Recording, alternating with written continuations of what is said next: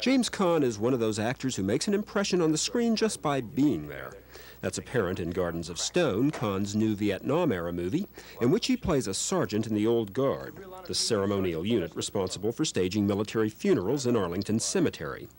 Much of the man's strength and his underlying sorrow come across simply in the way he moves. You've got a great presence on screen, and I think that some of that is just because you've got a really athletic bearing. Could you tell my agent that? Because, like, he's having a hell of a time. Give me his number. I'll show him. I'll introduce you to him. Give me his number. I'll call him and tell him, but he probably won't take my calls. Tell all the people in Portland, please. Arnold Rifkin, they can write him. Okay.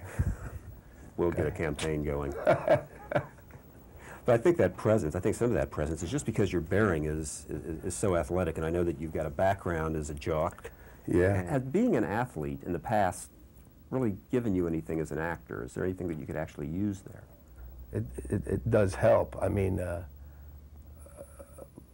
to be a mimic, to be, you know, a physical mimic or what have you, I like to think that each character I do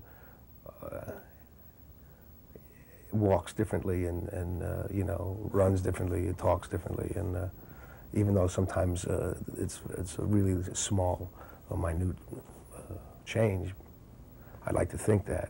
But I guess that's all I do is I just think it. I really don't know. Yeah. Almost anything you read about Caan will tell you that he was a scrapper as a kid, even to the point of getting expelled from school.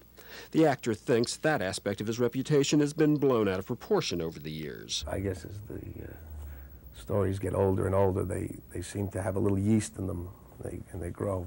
Yeah. So I wasn't really all that bad. I think actors' bios tend to embellish themselves as they it depends when you get to write it. I try to get Hemingway, and I missed by that much. You must have read a lot of, in fact, studio bios that have come out on you and things. What's the most outrageous thing you've ever seen written about you? They say I can't dunk. Oh, I can't. They said that. It's outrageous. In Washington, D.C., Stuart Rosenthal, Channel 2 News.